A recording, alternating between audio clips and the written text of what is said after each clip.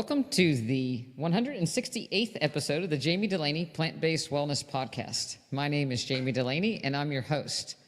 I'm a plant-based cardiologist and endurance athlete living in Southwest Florida. Welcome. It is hot and humid in Florida, 91 degrees today. It was warm from the time the sun came up, and it's still pretty warm out. But it's a great time of year to train. Get out in a lot of sunshine. We have some afternoon showers. We haven't had much rain in the past, but in the past week or so. But still nice and warm to get out and run and bike. Got a swim and a bike in today, so that was great. I did something that I've not done before today. I actually went riding for an appointment in my office. So instead of having a member come into the practice for a regular office visit where we talk about how things are going, he came in and we got his vitals and went over his medications, and then we hit the road for a bike ride.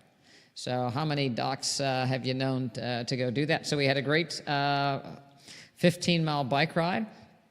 And we created a memory because on the way back, he got a flat tire, and so we changed the tire, and actually the whole tire exploded, not just the tube, so there was actually a hole in this tire. I don't know what exactly happened. So a tip of the day, I had a goo wrapper. A goo is the energy packs that endurance athletes use when they're doing marathons or cycling. And I put that up underneath the actual tire, and then we put the tube inside and blew it up and was able to ride the 3 miles back to get back to the car. So that worked out well, and we have a memory, and we took a picture, and it's on Instagram. If you look at Jamila Dulaney, you can see the picture of David's tire with a hole in it. But yeah, my training's been going good. My event will be Ironman Chattanooga. If you haven't been listening, end of September. It'll be the third time we're doing that race, so it's kind of nice to know a course and know what we're up against. What I've done different, this is what I'm starting to do differently, is I'm adding more weight workouts. So I'm doing 3 weight workouts a week, as well as biking, running, and swimming. So I'm hoping that's going to help out. It's been a bit of a transition, a little bit sore, mainly upper body, but that's working. As far as gardening, backyard gardening goes, it's hot in Florida, and raised beds don't like any of that too much. We still have some tomatoes blooming, have some fig trees with figs on them. Mangoes are coming into, they're starting to ripen, have a couple pomegranates on the trees, but the rest of the garden is, other than sweet potatoes, is pretty lame here for the summertime. I do have a tower garden that I really love, and we have peppers and tomatoes and Swiss chard and kale on that. I'm going to add some lettuce. I learned something about tower gardens. If you have a tower garden, is that they and you can Google it if you haven't seen one, but it's basically a big base that holds water and a tower, and there's a pump that pumps the water up, and then it comes down and bathes little holes, and so you can put little plants in each of the holes, and it's kind of a hydroponic system. You put some minerals in there, and the plants love it. But the roots really grow and they stop up the holes. So my tower garden wasn't working so well because it wasn't getting, some of the plants weren't getting the water that they needed. So I had to go up in there last weekend and clean all those roots out and take all the roots out of the bottom. And the roots also was getting around the pump, so it wasn't working efficiently. So I learned from a member who's a tower garden representative that you need to clean those roots out, and it really doesn't destroy the plants because they, as long as they're getting water, they're getting nutrients and are able to continue to grow. So I learned something about my tower garden, so I'm hoping to get that. The tomatoes are starting to be done that are there, so we're going to get those roots are gone, start new tomatoes. We have peppers, cucumbers, and start again lettuce, and we have the kale and Swiss chard. So that's all really good. So 2 tips already. I want to talk a little bit about, more. I was listening to, another podcast about different things and, talking about how we all want more. And I think part of the challenge becoming plant-based is we're afraid we're not going to get what we want, or, we're being denied. And so sometimes it comes down to defining what your more is. Do you want more food, more junk food, or do we want more health? And sometimes more is just plain, too much. We have to curb our more, and that's part of being adults. That we have to, no one to say, enough. But I think about more as being, more happiness and more health. Many of you probably have heard Chef AJ or seen her website, and she struggled with food addiction, and she eats a very low calorie density in her diet that's plant-based, so that she can eat more food. So that works for some people. Sometimes people need more nutrients. If you're trying to get rid of inflammation, then looking at the specific nutrients that you're taking in to get more of those, more antioxidants. That's where I kind of focus on fruit and vegetables and the color of my plate. So that's kind of where I look at first. I want to get those nutrients in so I can heal from my workout and my recovery, and decrease the inflammation in my body as much as possible, add as much fiber as I can to my diet. So that's kind of where I look at as my more, so that I can, again, achieve more health and decrease the inflammation. I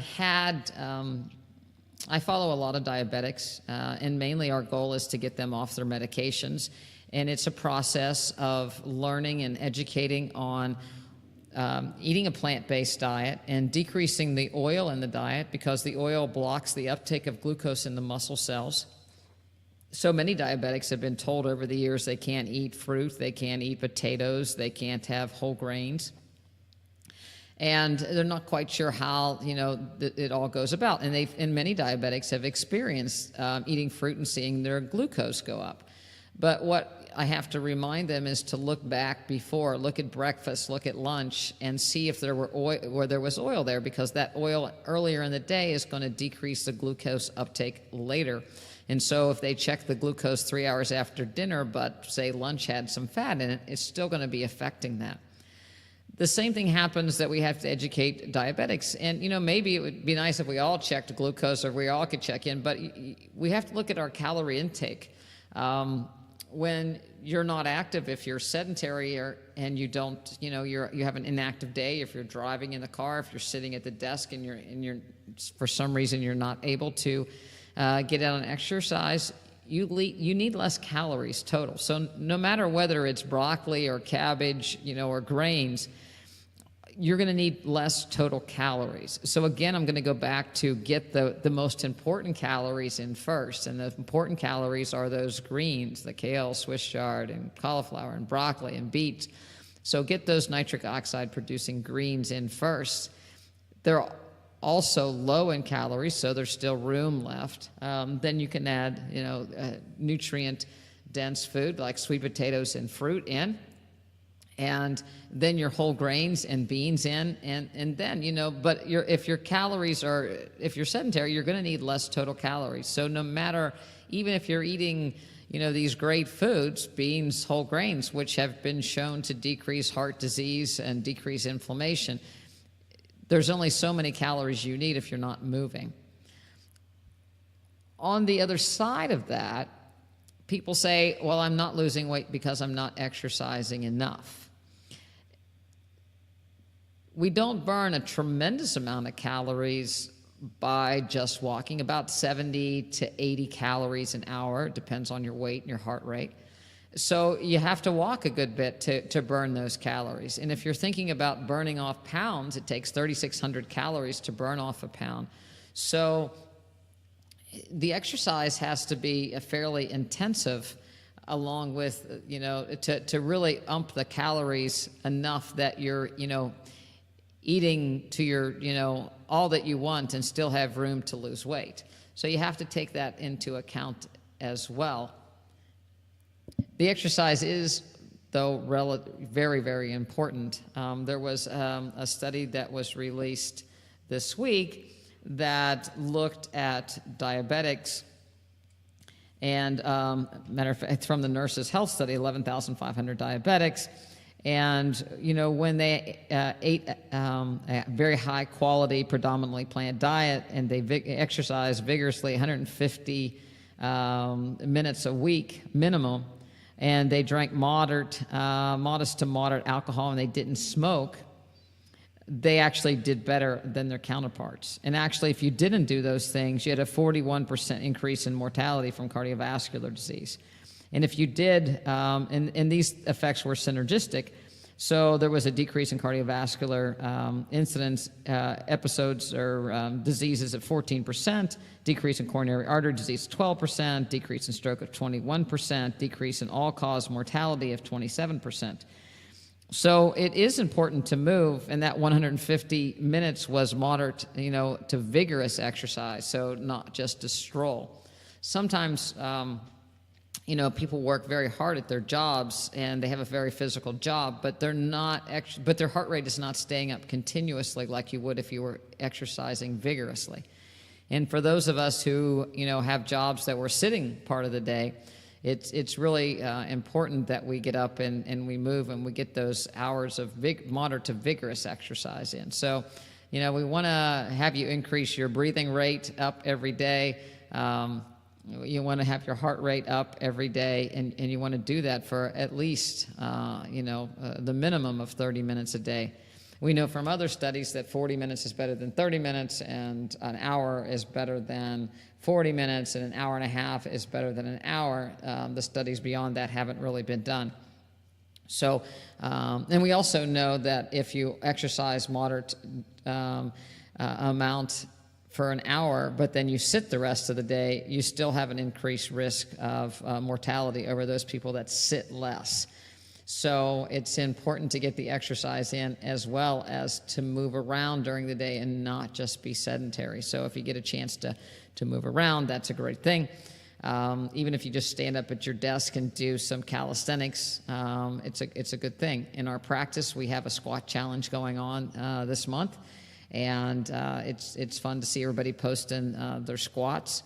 And it's not that you air squats as well as chair squats. So there's no person in our practice that has the inability to do at least one or two chair squats. And people are getting stronger and feeling better by doing the exercises. So even if you just 10 squats at breakfast, lunch, and dinner.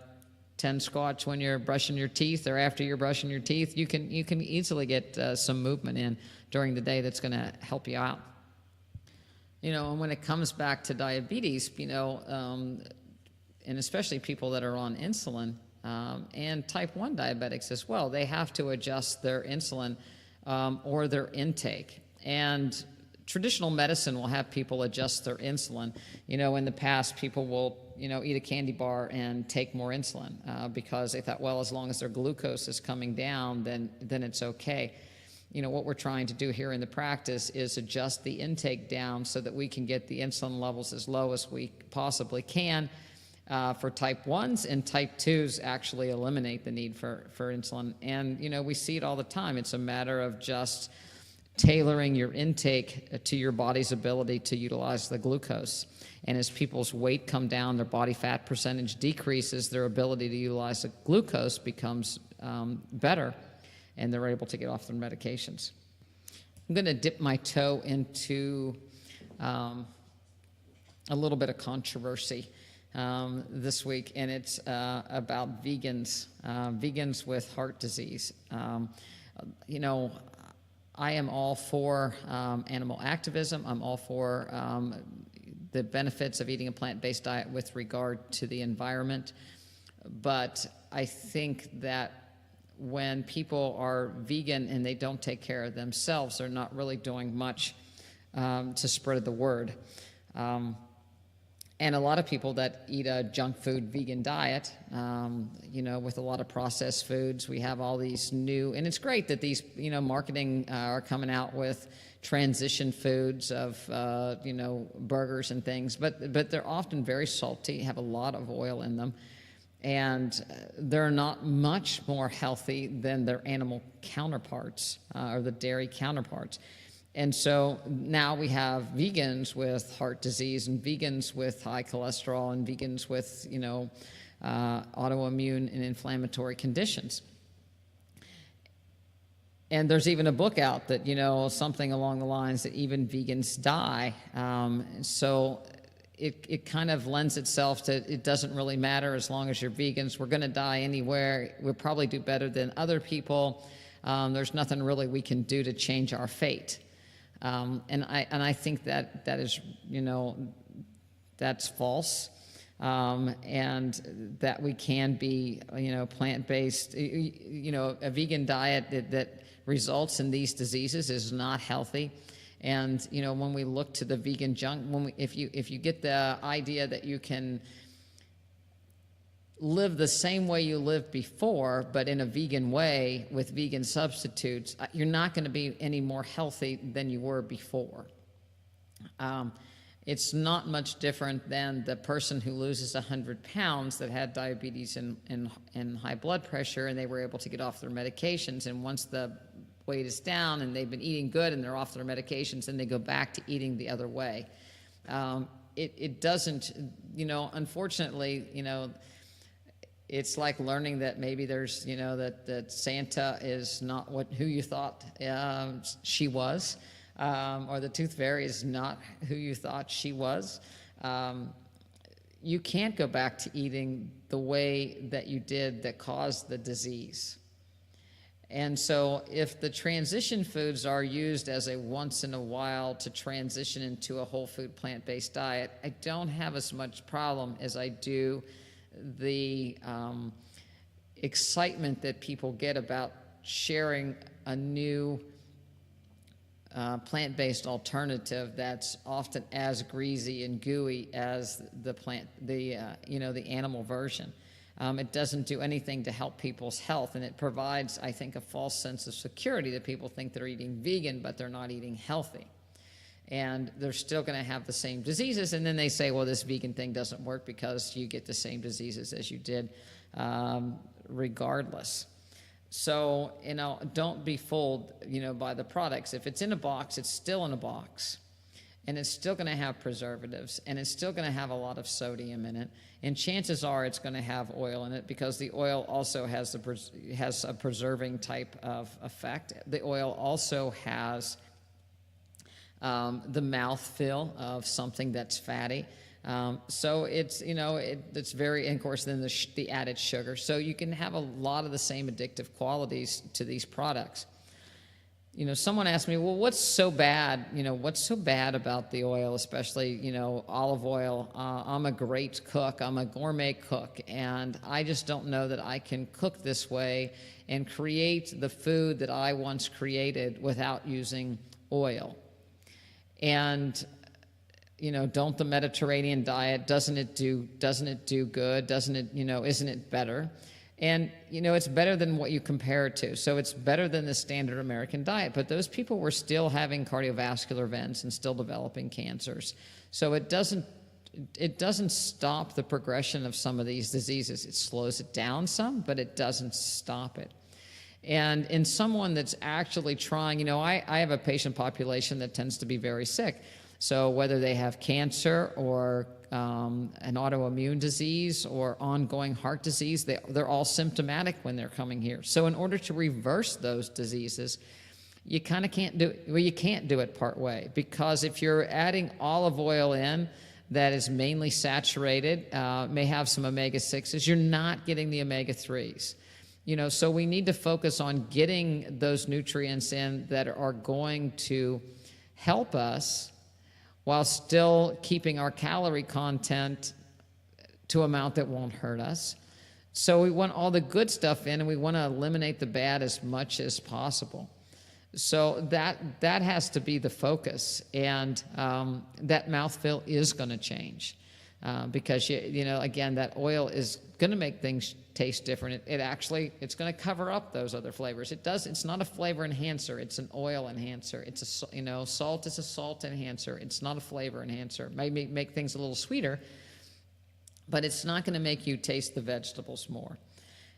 So at some point, if you're really interested in reversing disease, and that's your goal, or keeping disease from coming on, or getting your weight under control. These things need to go away, and they really don't have a place in your diet. And, the marketing would have you, it really dumbs food down. We look at food in a minute, want everything very fast. I had a patient that, and a lot of guys, if they work a very hard physical job, grab this, grab that, eat on the run, food in a minute. Don't take time to eat it. Don't take time to stop for lunch. And we know we all have that time.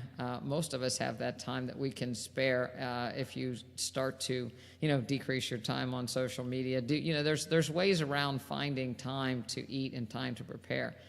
So don't leave yourself without the lunch and grabbing something, or eating just grazing all day long. Pack a lunch if you're going to be out traveling and you need, or you're at work, so that you have your lunch, that you can take your break and eat your lunch and actually be mindful of it and not wolf it down, because it's nourishing your body. And to just kind of ram it in, it's not really it's not helping you. That little break for lunch can really change your whole afternoon. If you have some time to relax and eat and kind of unwind a little bit before you face the afternoon, even if it's stopped to a park bench or a park to have your lunch. We got to find out what we're really racing for. If life is so busy that you don't have time to actually nourish your body and you're killing yourself, then really what's your end game? And, sometimes people say, well, I just don't want to cook. Well, at night, I'm tired when I get home. Then fine, eat raw. Have a salad with, open a can of beans. You can certainly make yourself a nutritious dinner in 10 or 15 minutes by eating raw, even if it's getting the packaged salads with the mixed greens. Now there are a variety of cabbages and kales that are in a bag. They usually come with a dressing. You throw that out. Put your own dressing on it, add some beans, and have some fruit, and you're done. It can be a 10-minute prep for your dinner. But think of your health enough to get the nutrients in. Eating a muffin and peanut butter is not really going to do your body good and help you, especially going into the evening with some blood vessel constriction, increased acid production in your stomach, some more indigestion type symptoms. It's not going to last that long. And then you're going to go back to the kitchen and start looking for other things. If I cycle back to the oil thing, one more time, this process of caramelization, heating things till it's crisp and burning, needing oil to do that, it actually generates chemicals that we don't want anyway. So that whole process of that crunch, that fried, that's, very acid building, chemical side effect building thing into our diet. So we really don't want that anyway. So it's again one of those things that we need to kind of make our mind up. If we're trying to get healthy, that really doesn't play much of a role. The other thing that's starting to be on TV is testosterone and lawsuits. And it's a little bit ironic that, this is coming to be. It's not unexpected. We started estrogen replacement in females, back in the 80s because of, women after menopause started to have more hypertension, more heart disease, and vascular reactivity, the ability of the blood vessel to constrict and relax was decreased. So bone mass started to go down, fat mass started to go up. And so if we just give back that hormone, we can turn back the fountain of youth and turn back the clock. And so the initial trials started to do that, and we saw an improved effect in vascular reactivity when you give women back estrogen. But it came at a price, and the price was breast cancer and uterine cancer, and even when we added a combination therapy, there's still a risk of breast cancer, ovarian cancer, And then when we looked at the cardiovascular incidence, even though the vascular reactivity came back, the clotting increased and inflammation increased, so that women were actually having more heart attacks, and the trials were stopped early. Unfortunately, they just changed the name of the players, so women are given estrogen therapy for hot flashes when there are some other alternatives that could actually help the hot flashes, and they decrease the duration, make them more tolerable. Exercise, decreasing body mass, decreasing fat mass, adding soy products. Those are things that improve estrogen symptoms. Increasing exercise, increasing vigorous exercise. So those are all things that work quite well to get people through the transition period. But now we're seeing the same thing happen in men. When they're presenting because they've been eating a terrible diet for the last 15 or 20 years, and now their testosterone is low, and it's usually associated with being overweight, being lack of exercise, increased stress, being diseased in general. And so instead of treating the cause by having people lose weight, eat healthy, get rest, we give them testosterone injections. And not only is the risk of prostate cancer is increasing, which may have a lot to do with it, but we're seeing increased cardiovascular events in men with testosterone injections. So, the quick fix to the problem is, not treating the symptom, but looking back and what's the etiology and treating the etiology. And the hormone replacement is merely a symptom, or the decrease in hormones are merely a symptom of some problems that are happening, not necessarily the cause of what we perceive is, the reason for the low levels. So, I would encourage people that, be really wary of this, because in the long run, again, we're trying to turn back the clock to try to decrease the risk of cancers and to decrease the risk of vascular disease. And if you're, at a time in your life when these things are starting to happen, now we're giving something that's going to accelerate that process. We really don't want to get behind the eight ball in that. I think the best ad I saw this week, or I should say the most one that made me most cynical, was an ad for Zantac, which is a acid blocking drug, for stomachs and indigestion. And it said, eat the way you want and take Zantac and everything will be okay.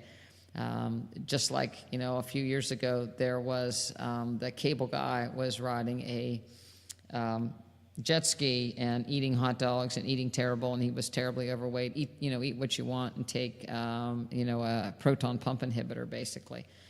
And that's what we're fed every day by the media, is do what you want, do as much bad things, have as many bad things as you want, but we have a pill to fix this, so not to worry. And these pills come with their own set of side effects. But by masking the symptoms, when you stub your toe because or you burn your foot because you walk on a hot rock or something, then it hurts and you don't do that anymore. But if you mask these symptoms of eating bad by taking, H2 blockers or proton pump blockers to decrease the acid in your stomach, you're masking your body's symptoms. Your body's crying out saying, don't eat this stuff. It's bad for me. By covering it up, you're not heeding your body's warning that something bad is going to happen if I continue to eat this way. So don't be fooled by the pills, again, that are treating the symptoms but not treating the cause of the problems. If you don't eat oil, you won't get indigestion. A lot of people come in and say, I can't eat peppers, I can't eat this because it causes me trouble. And I'll just encourage them, give up oil for a couple of weeks and you'll be able to eat the hottest pepper that you would like. It's not gonna cause you a problem. It's really the oil that's causing your stomach to produce so much acid that they're getting into trouble. I'm going to close on positive things that have happened this week in the practice. I think For starters, the ride with David today was a really positive thing. We went out for a bike ride, and we put movement before food. We talked during the ride that it's a shame that when people get to be 45, 50, kids start to go to college, the only thing that people do is get together and eat. And wouldn't it be nice if people got together and moved and then maybe ate something healthy afterwards, but the emphasis was on moving and doing something.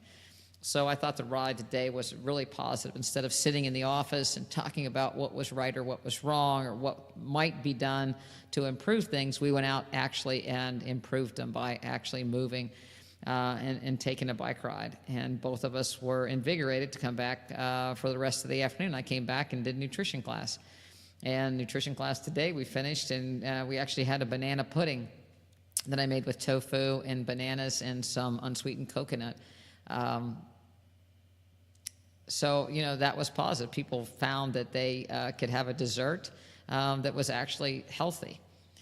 We had a person join the practice this week. Actually, it was a week ago, and they really went all in and could not believe they came into class. And it's like, could it happen so fast? Could I feel so much better? Could I have so much more energy? Could my joints be doing so much better so quickly? And it's nice to see that happen. I had another person that has an autoimmune disease for years, been on steroids. Joints are feeling great. Once, we're backing down on her prednisone. Her husband, and they would have been two of the people that it took them a while to kind of get on the plant-based wagon. Wasn't sure they wanted to make the leap. Kind of complicated to learn the different cooking techniques, at pretty close to 80. And they did. And it was a little challenge at first, but they're both feeling so much better. His constipation is gone. His energy's gone. Lost a little bit of weight. Joint aches are gone. Another person, same thing. Trouble with arthritis, just, kind of resolved that I'm one of these people that are just going to have joint problems and arthritis problems. And she has given up dairy completely, as well as meat. She's working on the olive oils, but joints improved miraculously. She is having no joint pain, back at the gym, working with a trainer. So those are all really positive things that happen in such a short period of time, and it's nice to see people so happy. Another patient today in class, she shared that when people ask her, why are you doing this? Why are you plant-based? Why are you, changing at this stage in the game? And she said, frankly, I just don't want to get more diseases, and I don't want to die of cardiovascular disease. And I'm feeling so much better. And they quit asking her, they let it go at that point. It's hard to come back at someone that says, I'm feeling great, and I don't want to die because of these lifestyle diseases that I could avoid. We have another member that she's pretty much doing it on her own, but her kids are starting to like eating plant-based. She's not forcing it on them, but they're just starting to eat things that she eats, and they're noticing that they feel better. And so that's a positive thing. I think with kids, sometimes just, not saying you can't have it, but this is what I'm doing. They'll follow. Children follow their parents' examples, whether they're good examples or bad examples. So you might as well go with the good example and let it rub off on them, because it certainly will. And I guess lastly, I'll say if you're not someone that likes to exercise or move, consider doing something in a group. Whether it's join an exercise class, try a dance class, try an exercise class, try a spinning class, try a variety of them, because sometimes it comes down to the people that you enjoy being around the people. My mother sets a wonderful example for this. She has a group that at 84, she has a group that she golfs with. So she golfs a couple times, and even though their golf course closed for the summer for repairs, they're meeting at different golf courses. So because of the camaraderie, they're staying together and going to different golf courses. She also does a Zumba class, and she's met friends, and so she enjoys going there to see her friends and doing the Zumba class. Same way with yoga. She enjoys that. So at any age, you can join these classes, and you develop a group of friends. It's like I remember when my daughter was young, I took her to various camps in the summertime, day camps, to places where she didn't know anyone. Because it only takes, the first day or the first 2 days could be a little bit stressful because you don't know or you're in a different environment. But you should say, say hi, hi, my name is Addie, and start the conversation. And she's, developed into a person that can meet anyone and can make friends anywhere she goes and is not uncomfortable in going into a situation like that. And sometimes when we get older, we kind of shy back and go back into our shell. And don't want to go places by ourselves or start something different. But you don't know when you're going to have the ability to help someone by being an example when you're in that group, or learning from someone else and then sharing it down the road. So I'd encourage you to, try different things and try a group. I love our master swim class. We go, we feed off of each other. It's nice to see people. You feel great. You don't want to get up necessarily in the morning to go over there, but it's nice when you get there, and it's nice to have the group experience. So join a group, get out and move, get rid of the oil, keep it simple. If you don't want to cook, eat raw, and I'll see you next week.